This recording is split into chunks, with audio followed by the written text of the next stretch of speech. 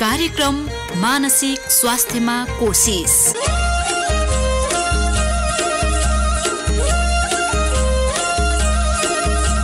मानसिक स्वास्थ्यमा कोशिश रेडियो कार्यक्रममा तपाईलाई हाम्रो हार्दिक नमस्कार। म हुँ कमला र म हुँ पवन। आज मंसिर महिनाको तेस्रो शुक्रबार 27औं अन्तर्राष्ट्रिय अपाङ्गता दिवस मनाइएको यो साता हामी कार्यक्रमको 116औं अङ्क लिएर आएका छौं। संयुक्त राष्ट्र संघको पहलमा सन् 1992 देखि डिसेम्बर 3 तारिकका दिन यो दिवस मनाउन थालिएको हो। यो वर्षको अन्तर्राष्ट्रिय नारा अपाङ्गता भएका व्यक्तिहरूको सशक्तिकरण तथा समावेशी र समानताको सुनिश्चितता तय गरिएको थियो। नेपालमा भने मलाई गणना गर समावेश गर भन्ने नाराका साथमा विभिन्न कार्यक्रमहरू आयोजना गरी दिवस मनाइएको छ। त्यस्तै दिगो विकास लक्ष्यमा पनि कोही नछुटुन् भनी अपाङ्गता भएका व्यक्तिलाई पनि राज्य संरचनाको सबै क्षेत्रमा सहज र सरल पहुँचका लागि विश्वव्यापी रूपमा विभिन्न कार्यक्रमहरू आयोजना भएका थिए। अपाङ्गताको कुरा गर्दा मनोसामाजिक अपाङ्गतालाई पनि ऐनले अपाङ्गताकै श्रेणीमा राखेको छ। व्यक्तिको मनलाई समाज र बाहिरी वातावरणले निरन्तर प्रभाव पारिरहेको हुन्छ।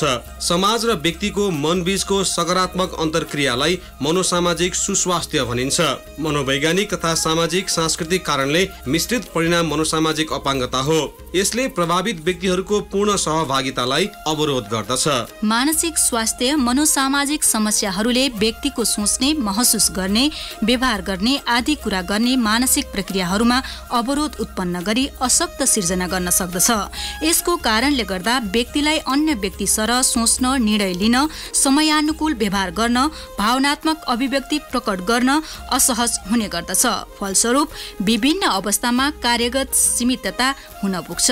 मानसिक स्वास्थ्य मनोसामाजिक समस्या भएका व्यक्तिले विद्यमान अवरोधहरूसँग सामना गर्नुपर्ने अवस्थामा मनोसामाजिक अपाङ्गता सिर्जना हुन्छ। नेपालको संविधान 2072ले प्रत्येक व्यक्तिलाई सम्मानपूर्वक बाँच्न पाउने हक, समानताको हक, सामाजिक न्यायको हक लगायतका हकहरूलाई मौलिक हकको रूपमा सुनिश्चित गरेको छ। यी व्यवस्था अपाङ्गता भएका व्यक्तिहरूले पनि अन्य व्यक्ति सरह समान रूपमा उपभोग गर्न पाउँछन्। तर कतिपय परिवार समुदायमा मनोसामाजिक समस्याबाट प्रभावित व्यक्तिहरूलाई अमानवीय व्यवहार गर्ने, थुन्ने, सिक्रीले बाँधेर राख्ने, समुदायबाट लखेट्ने गरिएको पाइन्छ। उनीहरूलाई अपेक्षा, तिरस्कार र घृणाको पात्र ठानी उपहास गर्ने, पारिवारिक बोझ र सामाजिक विकृतिका रूपमा अपव्याख्या गर्ने गरेको पाइन्छ। यस्ता व्यक्तिलाई गिज्याउनु पर्यो भने पनि कर्ण कटुर र आपत्तिजनक शब्दावलीहरू प्रयोग गर्ने गरेको पाइन्छ। उचित स्वास्थ्य सम्बन्धी सेवाको पहुँच नहुनु, समुदाय र परिवारमा लालछना र भेदभावको वातावरण हुनु, पारिवारिक सहायतामा कमी आउनु, समान अवसर नपाउनु, मनोसामाजिक समस्या भएका व्यक्तिहरूप्रति विभेदकारी कानूनका कारण शिक्षा, रोजगारी आदिको अवसरबाट समेत वञ्चित पारिनु जस्ता विविध अवरोधहरू वर्तमान समयमा पनि भइरहेको पाइन्छ। कार्यक्रमको आजको अङ्कमा हामी यिनै अवरोधहरूका बारेमा चर्चा गर्दैछौँ। यसका साथै सामाजिक विभेद, दुर्व्यवहार, हिंसा तथा ज्यादतीलाई घर र समाजबाट मात्र होइन देशबाटै हटाउन सघाउने पनि यो कार्यक्रमको उद्देश्य हो। साथै तपाईले सुनिरहनु भएको, थाहा पाइरहनु भएको मानसिक स्वास्थ्य सम्बन्धी समस्या भएका व्यक्तिले आफ्नो घर छर छिमेकमा भोगिरहनु भएका समस्यालाई उजागर गर्ने पनि हाम्रो कार्यक्रमको उद्देश्य हो। साथै सरकारवाला निकायलाई घचघचाउने पनि गर्छौं र उनीहरूलाई जवाफदेही बनाउने पनि हामी प्रयास गर्छौं। आशा गरौं अबको करिब आधा घण्टा तपाई हामी साथमै हुनेछौं। अन्तर्राष्ट्रिय अपाङ्गता दिवसको सन्दर्भ पारेर कोशिशले राजधानीमा विभिन्न समाचार गृहमा कार्यरत सञ्चारकर्मीहरूसँग मनोसामाजिक अपाङ्गताका बारेमा छलफल कार्यक्रम आयोजना गरेको थियो। सोही कार्यक्रममा संस्थाका कार्यकारी निर्देशक मातृका देवकोटा र कानुनी सल्लाहकार शर्मिला पराजुलीले व्यक्त गर्नुभएको विचार र राष्ट्रिय अपाङ्ग महासङ्घकी महिला उपाध्यक्ष टीका दाहालसँग गरिएको कुराकानीलाई आज हामी प्रस्तुत गर्दैछौँ। अपाङ्गता भएका व्यक्तिहरूको अधिकार सम्बन्धी ऐन 2074ले अपाङ्गतालाई प्रकृतिका आधारमा विभिन्न 10 प्रकारमा वर्गीकरण गरेको छ, जसमा मानसिक वा मनोसामाजिक अपाङ्गता पनि पर्छ। राष्ट्रिय अपाङ्ग महासङ्घले मनोसामाजिक अपाङ्गतालाई कसरी बुझेको छ त? प्रस्तुत छ महासङ्घकी महिला उपाध्यक्ष टीका दाहालसँग गरिएको कुराकानीको अंश। नारामा चाहिँ मलाई गणना गर, मलाई समावेश गर भन्ने थियो। हामीलाई कहाँ गणना भएन र कहाँ समावेश हुनुपर्ने हो हामीले? विशेष गरी चाहिँ यो 2068 को जनगणनाले अपाङ्गता भएका व्यक्तिहरूको तथ्याङ्क चाहिँ एकदमै कम थोरै देखायो होइन, 1.94% मात्रै देखायो र हामीले चाहिँ त्योभन्दा अगाडिबाटै जनगणना हुनुभन्दा अगाडिबाटै सही तथ्याङ्क ल्याइयोस् र त्यसको लागि चाहिँ सरकारले राम्रो किसिमले चाहिँ वर्कआउटहरू गरोस् होइन, काम गरोस्, राम्रो चाहिँ सूचनाहरू जानकारीहरू दियोस्, त्यो गणकहरूलाई तालिम दियोस् भन्ने कुराहरूमा निकै जोड गरेको थियौँ र निकै कामहरू पनि भएको थियो। तर पछि त्यो जनगणना फाइनल त्यसको आउँदाखेरि चाहिँ त्यो तथ्याङ्क पहिलाभन्दा चाहिँ केही बढेको देखायो, तर चाहिँ त्यो पनि सही तथ्याङ्क आएन। त्यो हिसाबले हामीले त्यही बेलाबाटै सरकारलाई घन्टा चाहिँ राखेका छौँ होइन, र मुख्य गरी चाहिँ जनसङ्ख्याकै रूपमा हाम्रो एकदमै थोरै देखाएको छ होइन, र 5,13,000 समथिङ देखाएको छ। त्यो भनेको एकदमै थोरै जनसङ्ख्या हो। त्यो हिसाबले मुख्य चाहिँ अब आगामी जनगणना जुन 78 मा हुँदैछ त्यसमा चाहिँ सही रूपले गणना गर्ने प्रक्रियाहरूलाई चाहिँ अपाङ्गता भएका व्यक्तिहरूलाई कसैलाई पनि नछोडिकन सबै खालको अपाङ्गताको सही तथ्याङ्क आओस् भन्ने हिसाबले नाराकै रूपमा हामीले यसलाई अगाडि ल्याएका छौँ। र अरू चाहिँ गणना गर्ने कुरा भनेको चाहिँ सबै क्षेत्रमा प्रतिनिधित्वको सवालमा, सहभागिताको सवालमा होइन, रोजगारीको क्षेत्रमा, स्वास्थ्य क्षेत्रमा, शिक्षा लगायत सबै क्षेत्रमा चाहिँ अपाङ्गता भएका व्यक्तिहरूलाई चाहिँ समावेश गरियोस् र पहुँचको चाहिँ सुनिश्चित गरियोस् भन्ने चाहिँ हाम्रो त्यो नाराले त्यसलाई चाहिँ फोकस गरिराखेको छ। जस्तो टिकाजी, जस्तो यो अहिले अपाङ्गता भएका व्यक्तिहरूको अधिकार सम्बन्धी ऐन 2074 पनि आइसकेको छ, त्यसमा विभिन्न 10 प्रकारका अपाङ्गता सम्बन्धी चाहिँ वर्गीकरण रहेको छ। अरू चाहिँ अपाङ्गता चाहिँ देख्न सकिने, तर यो मनोसामाजिक अपाङ्गता चाहिँ देख्न नसकिने भएको कारणले गर्दाखेरि यो समाजमा यो अझै सुसुप्त छ भनेर भनिन्छ। र पछिल्लो समयमा चाहिँ यो बढेको हिंसा, यौनजन्य हिंसा भनौँ, घरेलु हिंसामा पनि उनीहरूको अलिक बढी हिस्सा छ भनेर भनिरहेको छ। तपाईँहरूको अनुभव चाहिँ के हो यसमा?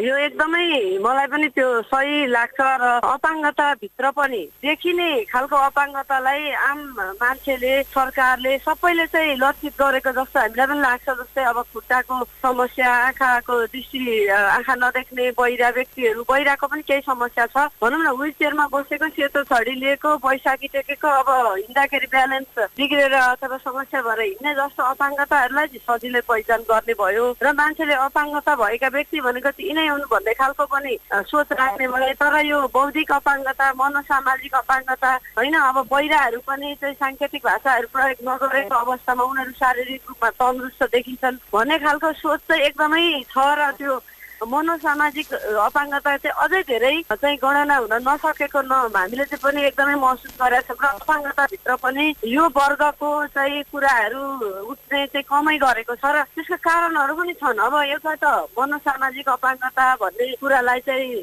सरकारले नयाँ परिभाषामा ल्याएको छ र मान्छेहरूलाई त्यसको चेतनाको पनि कमी छ होइन। अर्को कुरा चाहिँ स्वयं व्यक्तिले पनि मलाई मनोसामाजिक समस्या छ, मानसिक समस्या छ भनेर खुलेर भन्ने परिवारले पनि थाहा पाएर पनि बाहिर नल्याइदिने, अनि उनीहरूको चाहिँ समस्या जटिल हुँदै जाने, अनि अझ महिला छ भने त उसको त अब प्रयोग गरौँ उसलाई घरबाट बाहिर निकालेर औषधि भनौँ न, बाहिर भनेर औषधि उपचार गर्नुको साथै चाहिँ त्यसलाई भित्र चाहिँ गुम्स्याएर राख्ने, अनि जब त्यो कन्ट्रोल बाहिर भइसक्छ नि उसलाई चाहिँ घरबाट निकालिदिने, सडकमा पुर्याइदिने, अनि सडकमा चाहिँ दुनियाँ किसिमको यौनजन्य हिंसा हुने, रेपका घटनाहरू हुने, एकदमै धेरै हामी आफैले पनि त्यस्तो घटनाहरूको चाहिँ ह्यान्डल गरेको छ, विकसित गरिराखेको अवस्था हो। यो समस्या चाहिँ साँच्चै नै जटिल बनिराखेको हामीले पनि महसुस गरेको छौँ। मनोसामाजिक अपाङ्गता भएका व्यक्तिहरूलाई विभिन्न खालका अवरोध हुन्छन्, त्यो अवरोध चिर्न चाहिँ समाजले, राज्यले अथवा गैर सरकारी सङ्घ संस्थाहरूले के गर्नुपर्छ, कहाँ चाहिँ उनीहरूले भूमिका खेल्न सक्छन् होला? एउटा त अपाङ्गताभित्र पनि मनोसामाजिक अपाङ्गता एउटा वर्गको रूपमा स्वीकारिसकेको छ परिभाषाले नै, सरकारले नै। त्यो हिसाबले पनि अब चाहिँ परिवारहरूमा पनि यो चाहिँ एकदमै जनचेतना जगाउनु जरुरी छ होइन। कसैलाई पनि एउटा डिप्रेसन, दीर्घकालीन रूपमा डिप्रेसन भयो अथवा चाहिँ मनोसामाजिक समस्या भयो भने त्यसको चाहिँ छिटोभन्दा छिटो साइकियाट्रिकहरूकोमा, विशेषज्ञहरूकोमा, अस्पतालहरू लाने कुराहरूमा चाहिँ परिवारले पनि त्यसलाई ढिलो गर्नु हुँदैन, छिटोभन्दा छिटो गर्नुपर्छ होइन। र स्वयं व्यक्तिले पनि आफूलाई चाहिँ होइन अलिकति कन्ट्रोल गर्ने, अब भनौँ न अस्पताल जाने, औषधि खाने, त्यसलाई नलुकाउने, खुलेर भन्नुपर्ने ठाउँहरूमा यो कुराहरू चाहिँ एकदमै बढाउन जरुरी छ। र जुन एउटा चाहिँ लान्छनाहरू लगाए मानिन्छ होइन, यो चाहिँ पागल, यसले केही गर्न सक्दैन, खतम भयो भन्ने त्यस्तो व्यक्तिहरूलाई पनि अब चाहिँ हाम्रो यो अपाङ्गता अधिकार ऐनले कारबाहीको दायरामा ल्याउनुपर्छ भनेको छ होइन, जसलाई चाहिँ उपचार परिवारले उपचार गर्ने सुरक्षा दिने, माया गर्ने साथै चाहिँ घृणा गर्ने, तिरस्कार गर्ने गर्छ भने उसलाई पनि कारबाहीको दायरामा ल्याउनु पर्छ र यो कानुनमा यस्तो छ है तिनीहरूले हेला गर्न पाउँदैन भन्ने कुराहरू पनि अब व्यापक रूपमा चाहिँ समाजमा परिवारमा यसको पनि सूचना जानकारी दिनुपर्ने एकदमै आवश्यक छ भने अर्को चाहिँ यो नेपाल सरकारले पनि मनोसामाजिक समस्या भएका व्यक्तिहरूलाई चाहिँ अलिक विशेष कार्यक्रमहरू ल्याउनु पर्यो अब उनीहरूको पुनर्स्थापना र चाहिँ अगाडि ल्याउनको लागि होइन। यो चाहिँ एउटा दीर्घकाल रूपमा उनीहरूको चाहिँ जीवन सकियो, केही गर्न सक्दैनन् भन्ने सोच चाहिँ अन्त्य गर्नुपर्छ। उनीहरू चाहिँ समयमा उपचारहरू पायो, काउन्सेलिङहरू पायो, पुनर्स्थापना भयो भने चाहिँ सबै जस्तो जीवन बिताउन सक्छन्। यो चाहिँ उदाहरणहरू थुप्रै छन्, हाम्रो कोसिसकै उदाहरणहरू थुप्रै छ, त्यहाँको बाटैका सरहरू लगायत टिमहरू अगाडि एकदमै योगदान दिनुभएको छ। यस्तो कुराहरू चाहिँ अब सरकारले पनि सपोर्ट गर्नुपर्छ र अर्को चाहिँ यो स्थानीय तहहरूमा सबै ठाउँमा यो मनोसामाजिक समस्यालाई बढ्न नदिन चाहिँ जुन सुरुमै त्यस्तो व्यक्तिहरूलाई चाहिँ स्पेसलिस्टहरू राख्नु पर्यो, सेवाहरू दिनु पर्यो, काउन्सिलिङ सेवाहरू दिनु पर्यो। औषधिहरू पनि एकदमै महँगो छ र कतिपयमा निःशुल्क भनिए तापनि पाइँदैन, त्यो चिजहरूको पनि सूचना दिनु पर्यो र त्यो औषधिहरू पनि स्थानीय तहमै उपलब्ध हुनु पर्यो निःशुल्क रूपमा। र यति कुराहरू भयो भने र यो महिलाहरू जो चाहिँ हिंसामा परेको छन्, मनोसामाजिक समस्या भएको, यो महिलाहरूलाई पनि पुनर्स्थापना गर्नु पर्यो, उनीहरूलाई चाहिँ सुरक्षा गर्नु पर्यो र स्थानीय तहहरूले चाहिँ कोही पनि महिलाहरू सडकमा आउन हुँदैन, कोही पनि पुरुष मनोसामाजिक भएको व्यक्ति पनि सडकमा छोडिनु हुँदैन भन्ने कुरालाई विशेष कार्यक्रमहरू ल्याउनुपर्छ स्थानीय तहहरूले, अनि मात्रै यो सम्भव हुन्छ र अगाडि सफल हुन सकिन्छ। नत्र यो हामीले मात्रै महासङ्घले कोसिसले मात्रै बोलेर पनि धेरै कुराहरू चाहिँ प्राप्त गर्न गाह्रो हुने रहेछ भन्ने चाहिँ हाम्रो अनुभवले भन्छ। अपाङ्गता भएका व्यक्तिहरूको हक अधिकारका लागि स्थापित राष्ट्रिय अपाङ्ग महासङ्घकी उपाध्यक्ष टिका दाहालको विचार भर्खरै हामीले प्रस्तुत गर्यौं। कार्यक्रममा यी र यस्ता विचारलाई राख्ने यो क्रमलाई जोड्ने नै छौं। अहिलेलाई भने बेला भएको छ ब्रेकको पालो। तपाई सुन्दै हुनुहुन्छ कार्यक्रम मानसिक स्वास्थ्यमा कोसिस। ब्रेकपछि पुनः स्वागत छ। तपाई सुन्दै हुनुहुन्छ रेडियो कान्तिपुर र यो हो मानसिक स्वास्थ्यमा कोसिस रेडियो कार्यक्रममा हामी मानसिक स्वास्थ्यका बारेमा खुलेर चर्चा गर्छौं। कार्यक्रमको यो अंकमा हामीले यही डिसेम्बर 3 मा मनाइएको अन्तर्राष्ट्रिय अपाङ्गता दिवस र मनोसामाजिक अपाङ्गताको हिस्सालाई जोडेर हेर्ने प्रयास गरेका छौं। यसै विषयमा कोसिसले संचारकर्मीहरूसँग अन्तर्क्रिया गरेको थियो। अबको क्रममा हामी प्रस्तुत गर्दैछौं सोही अन्तर्क्रियामा कोसिसका कार्यकारी निर्देशक मातृका देवकोटा र संस्थाकी कानुन विज्ञ शर्मिला पराजुलीले व्यक्त गर्नुभएको विचार। सुरुमा कार्यकारी निर्देशक मातृका देवकोटा। मेरो नाम मातृका देवकोटा। मनोसामाजिक स्वास्थ्य समस्यालाई यहाँले कसरी बुझ्नुहुन्छ?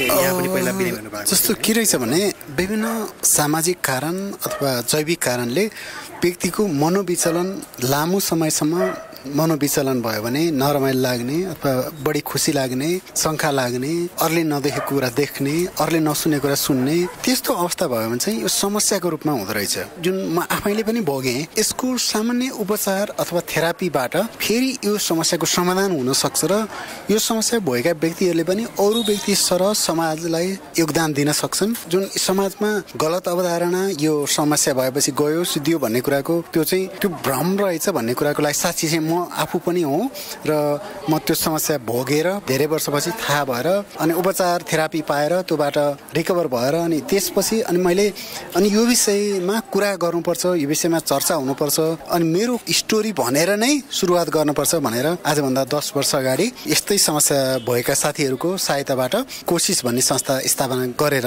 अनि हामी लगातार रूपमा सो पैरवीको कार्यक्रमहरू र यस्तै समस्यामा परेका व्यक्तिहरूलाई साथ दिइआएका छौँ। कुनै बेला म आफै समस्यामा थिएँ भने त्योबाट आएर अहिले अरूको लागि बाँच्ने एउटा जीवन पाएको छु। विशेष गरेर मलाई चाहिँ 24 घण्टा हप्ताउँसम्म नरमाइलो लाग्ने, एकदम उदास लाग्ने, मर्छु होला जस्तो हुने, अनि मरम जस्तो लाग्ने, अनि एकदम जीवनप्रति वितृष्णा उत्पन्न हुने, त्यो चाहिँ एक किसिमको डिप्रेसन रहेछ। थाहा भएन पहिला, पछि गएर त्यो समस्या भएको झन्डै 10 वर्षपछि थाहा भएर अनि त्यसको उपचार, औषधि, परामर्श, विभिन्न सहायता पछि अनि म त्यो समस्याबाट बाहिर आउन ओभरकम भएर आएँ। त्यसले चाहिँ मलाई एउटा ठुलो पाठ सिकायो। उहाँ हुनुहुन्थ्यो कोशिश संस्थाका कार्यकारी निर्देशक मातृका देवकोटा। अब प्रस्तुत गर्दैछौँ कोशिशकी कानुन विज्ञ शर्मिला पराजुलीले सञ्चारकर्मी माझ राख्नु भएको मनोसामाजिक अपाङ्गता सम्बन्धी विचारलाई। सन् 1992 देखि संयुक्त राष्ट्र सङ्घको पहलमा 3 डिसेम्बरका दिन प्रत्येक वर्ष अन्तर्राष्ट्रिय अपाङ्गता दिवस मनाउँदै आएको छ।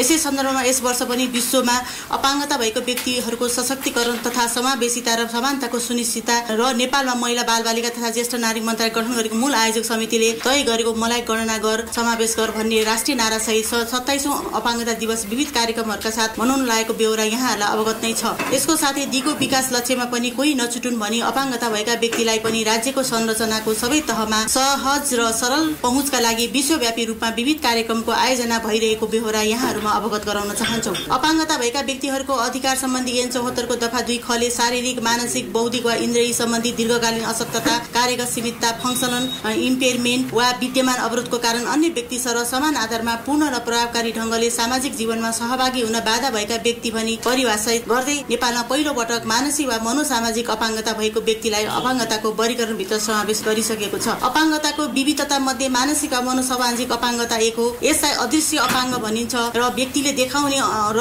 अनौठो व्यवहारबाट मात्र यसलाई पहिचान गर्न सकिन्छ। यो मनोवैज्ञानिक तथा सामाजिक सांस्कृतिक कारणको मिश्रित परिणाम हो जसले प्रभावित व्यक्तिहरूको अर्थपूर्ण सहभागितालाई इन्कार गर्दछ। वास्तवमा मानसिक स्वास्थ्य मनोसामाजिक समस्याहरूले गर्दा व्यक्तिको सोच्ने, महसुस र व्यवहार आदि गर्ने प्रक्रियाहरूमा अवरोध उत्पन्न गरी अशक्तता सिर्जना गर्दछ, जसको कारणले गर्दा यी व्यक्तिहरूलाई अन्य व्यक्तिहरूका साथै अपाङ्गता भएका अन्य व्यक्ति सर सोच्न, निर्णय लिन, व्यवहार गर्न र भावनात्मक अभिव्यक्ति प्रकट गर्न असहज हुने गर्दछ। फलस्वरूप कार्यगत सीमितता हुन पुग्दछ। मानसिक तथा मनोसामाजिक समस्या भएका व्यक्तिहरूले विद्यमान अवरोधहरूसँग सामना गर्नुपर्ने अवस्थामा मनोसामाजिक अपाङ्गता सिर्जना गर्दछ। मानसिक स्वास्थ्य तथा मनोसामाजिक समस्या भएका व्यक्तिहरूको विद्यमान अवस्था के कस्तो रहेको छ भनेर केलाउँदा नेपालमा कुल नसर्ने रोगहरूको समस्या मध्ये 18% समस्या मानसिक रोगको कारण आउने गरेको पाइएको छ। नेपालमा कति जनसङ्ख्या मानसिक स्वास्थ्य समस्या छ भन्ने विश्वव्यापी अध्ययन अनुसन्धान नभए पनि सीमित भौगोलिक क्षेत्रमा सञ्चालन गरेको कार्यक्रम र अध्ययनको आधारमा डिप्रेसन र चिन्ताजनक समस्या 27.5 देखि 33.4 र 22.9 देखि 27 सम्म पाइएको छ। विश्वभरमा लगभग 20% बालबालिका तथा किशोर किशोरीहरूमा भावनात्मक, व्यावहारिक तथा अन्य खालको मानसिक स्वास्थ्य समस्या छ भनेर आंकलन गरिएबाट नेपालमा लगभग 20 लाख बालबालिका तथा किशोर किशोरीहरू मानसिक स्वास्थ्य समस्याबाट प्रभावित छ भनेर भन्न सकिन्छ। यसको स्रोत चाहिँ यो भर्खर राष्ट्रिय मानसिक स्वास्थ्य नीति 2073 ड्राफ्ट भएको छ, त्यहाँबाट लिएको हो। त्यस्तै नेपालमा 15 देखि 49 वर्ष उमेर समूहका महिलाहरूको मृत्युको कारण आत्महत्या रहेको छ। सुवेदी 2009 नेपाल प्रहरी अनुसार गत 4 वर्षमा नेपालमा आत्महत्याको दर 13% बढेको छ। गत आर्थिक वर्षमा मात्र 5317 जनाले आत्महत्या गरी ज्यान गुमाएका थिए।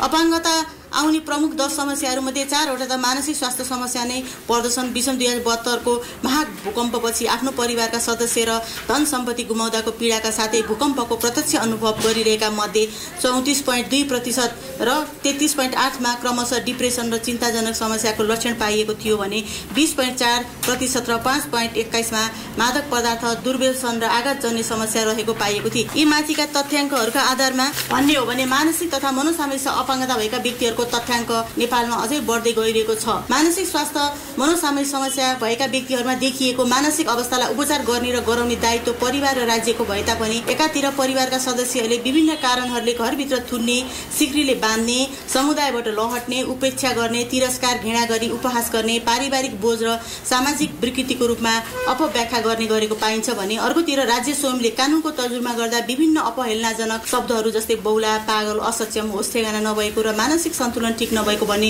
शब्द प्रयोग गरी विभिन्न अधिकार उपभोग गर्नबाट जस्तै निर्वाचनमा उम्मेद्वार हुन, मतदान गर्न, करार गर्न र स्वेच्छाले सम्पत्तिको भोग गर्न आदि बन्देज गरेको छ। अपाङ्गता भएका व्यक्तिहरू मध्ये मानसिक स्वास्थ्य समस्यामा रहेका वा मानसिक मनोसामाजिक अपाङ्गता भएका व्यक्ति आफैभित्र विविधता भएको सीमाङ्कित वर्गका साथै कानुनी रूपमा नै कलङ्कित जीवन बाँच्न बाध्य भएका व्यक्तिहरू भएको बेहोरा यहाँहरूमा अवगत गराउन चाहन्छौँ।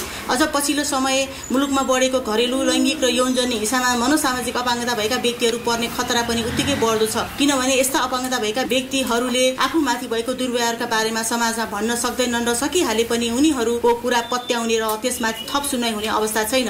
यस्तोमा कोसिस संस्था आम सञ्चारका माध्यमसँग हातेमालो गरेर स्थिति परिवर्तन गर्न चाहन्छ। हामी चाहन्छौँ नीति निर्माण तहमा मनोसामाजिक अपाङ्गता भएका व्यक्तिहरूको पुग्न नसकेको आवाज नेपाली सञ्चार माध्यम बनोस्। त्यसैले यी व्यक्तिहरूलाई अन्य व्यक्तिसँग समान रूपमा सम्मानित जीवन बाँच्न पाउने हकको संरक्षण र प्रवर्धन गर्नका लागि नेपाल सरकारको ध्यानाकर्षण गर्न र गराउनका लागि सञ्चारकर्मीहरूको भूमिका महत्त्वपूर्ण हुन्छ भन्ने सन्दर्भमा द्विमत छैन। तसर्थ मानसिक स्वास्थ्य समस्या भोगेका वा मानसिक मनोसामाजिक अपाङ्गता भएका व्यक्तिहरूको मानव अधिकारको संरक्षण र सम्वर्धनका लागि निम्न कार्यहरू गर्न र गराउनका लागि यस प्रेस विज्ञप्ति मार्फत हार्दिक आह्वान गर्दछौँ। सञ्चारका विभिन्न माध्यमहरूमा समाचार सम्प्रेषण गर्दा अपमानजनक र कलङ्कित शब्दहरूको प्रयोग नगर्ने, सञ्चारका माध्यमहरूबाट समाचारहरू सार्वजनिकरण हुँदा यी व्यक्तिहरूको गोपनीयताको हकलाई संरक्षण र प्रवर्धन गर्ने, मानसिक स्वास्थ्य सेवालाई नेपाल सरकारको विद्यमान स्वास्थ्य सेवाभित्र समावेश गरेर स्थानीय तहसम्म सरल र सहज तरिकाले उपलब्ध गराउन नेपाल सरकारको ध्यानाकर्षण गराउने, कानुनमा उल्लेख भएको अपमानजनक शब्दहरू र त्यसको प्रयोग गरी विभिन्न अधिकारहरू उपभोग गर्नबाट बन्देज गरेको विभिन्न कानुनी व्यवस्थालाई खारेज वा संशोधनको लागि पहल गर्ने, मानसिक स्वास्थ्य तथा मनोसामाजिक समस्याको न्यूनीकरणको लागि विभिन्न प्रवर्धनात्मक कार्यहरू गर्न र गराउनका लागि बजेट विनियोजन लगायतका अन्य आवश्यक कार्य गर्नका लागि नेपाल सरकारको ध्यानाकर्षण गराउने। अध्ययनको क्रममा हामीले चाहिँ नेपालको 43 वटा ऐनहरू, 5 वटा नियमावलीहरू र अन्य कार्ययोजनाहरूमा चाहिँ मानसिक स्वास्थ्य समस्या भएको व्यक्तिहरूलाई बौला, पागल, होस ठेगाना नभएको, अर्ध सक्षम भनेर विभिन्न मतदान गर्न नपाउने, उम्मेदवार हुन नपाउने, निर्वाचनमा प्रतिनिधि हुन नपाउने, आफ्नो सम्पत्ति स्वेच्छाले उपभोग गर्न नपाउने, जागिरदार हुन नपाउने, शिक्षक हुन नपाउने भनेर त्यसरी चाहिँ निर्देशक हुन नपाउने अफिसरमा भनेर चाहिँ देखियो। र त्यहाँ कस्तो खालको पाइयो भन्दाखेरि अरू अपाङ्गता र मानसिक अपाङ्गता भएको व्यक्तिहरू बीच विभेद भएको देखियो। मानसिक अपाङ्गता हुँदैमा अथवा मानसिक स्वास्थ्यमा समस्या पर्दैमा त्यो व्यक्ति चाहिँ निर्णय गर्न सक्षम छैन, त्यसले केही गर्न सक्दैन, यसले निर्णय लिन सक्दैन, यसले लिएको निर्णय बिग्रिन्छ भनेर उसको अधिकारलाई चाहिँ उसले जन्मसिद्ध प्राप्त गरेको अधिकार निर्णय लिन त हामीहरूको पनि बिग्रिन्छ नि। कतिपय अवस्थामा हामी पनि ठगीमा परिरहेका हुन्छौँ,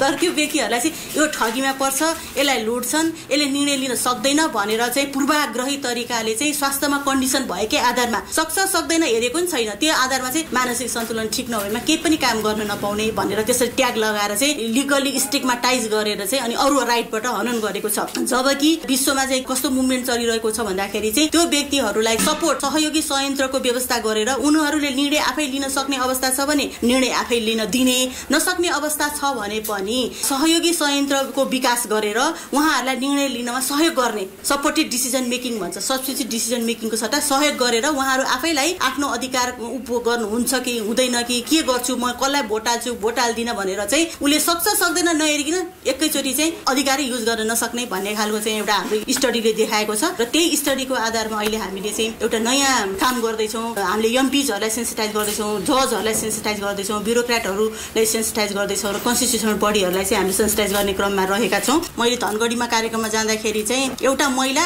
मानसिक स्वास्थ्यमा समस्या भएको महिला जब राति दिउँसो चाहिँ उनले एकदम हल्का लुगा लाउने, जब राति हुन्थ्यो उहाँले वरिपरि पड्का कस्नुहुन्थ्यो कि, अनि हामीले बुझ्दै जाँदाखेरि त्यो पड्का किन कसिन्थ्यो भन्दाखेरि उहाँलाई राति बलात्कार गर्न आउँथ्यो अरे कि, अनि त्यो बलात्कार गर्न अप्ठ्यारो होस् भनेर उहाँले पड्का कस्नुहुन्थ्यो भन्ने कुरा हामीले त्यहाँ छलफल गरेका थियौँ। भनेपछि होस पुरै गुमाएको हुँदैन, त्यो एउटा अवस्था हो।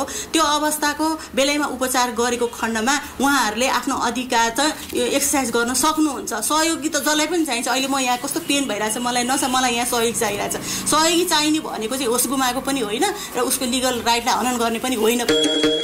कोसिसले बजिरहेको यो रेडियो कार्यक्रम मात्र होइन, प्रभावितलाई प्रत्यक्ष रूपमा सहयोग गर्ने हेतुले आफ्ना सेवाहरू पनि विस्तार गर्दै आएको छ। प्रत्येक महिनाको दोस्रो र अन्तिम मंगलबार जनस्वास्थ्य सेवा केन्द्र च्यामासिङमा दिउँसो 1:30 देखि 4 बजेसम्म सेवा दिने गरिएको छ। तपाईका लागि अहिले बजिरहेको रेडियो कार्यक्रमबाट जानकारी मात्र होइन, आफ्ना सेवाहरू पनि कोसिसले विस्तार गर्दै लगेको छ। यही क्रममा तनहुँ जिल्लाको दमौली अस्पतालमा पनि प्रत्येक महिनाको पहिलो र तेस्रो आइतबार बिहान 11 देखि 3 बजेसम्म उपचार सेवा दिँदै आएको छ। समतामूलक समाजमा विश्वास राख्ने कोशिशले मानसिक स्वास्थ्य सम्बन्धी समस्याको उपचार नपाई सड़कमा बहुतारी रहेका वा घरभित्र थुनिएका व्यक्तिहरूको उद्धार, उपचार र पुनर्स्थापनाको कार्य समेत गर्ने गरेको छ। महिला र पुरुषका लागि छुट्टा छुट्टै 2वटा अल्पकालीन आवासीय उपचार केन्द्रहरू सञ्चालन गर्दै आएको छ, जहाँ मानसिक स्वास्थ्यको विशिष्टकृत सेवा दिने गरिन्छ। कोशिश रेडियो कार्यक्रम तपाईको संवेदनाको कदर गर्ने अधिकारमुखी, न्यायप्रेमी र समझदार रेडियो साथी हो। आउनुहोस्, कोशिशको ठेगानामा पत्रचार गर्नुहोस्। हामीलाई चिठी पठाउने ठेगाना हो कोशिश राष्ट्रिय मानसिक स्वास्थ्य स्वावलम्बन संगठन, post box number 8975, EPC 2706, Lalitpur, Nepal. यदि तपाईँ हामीलाई इमेल मार्फत सम्पर्क गर्न चाहनुहुन्छ भने हाम्रो इमेल ठेगाना हो info@koshishnepal.org, info@koshishnepal.org।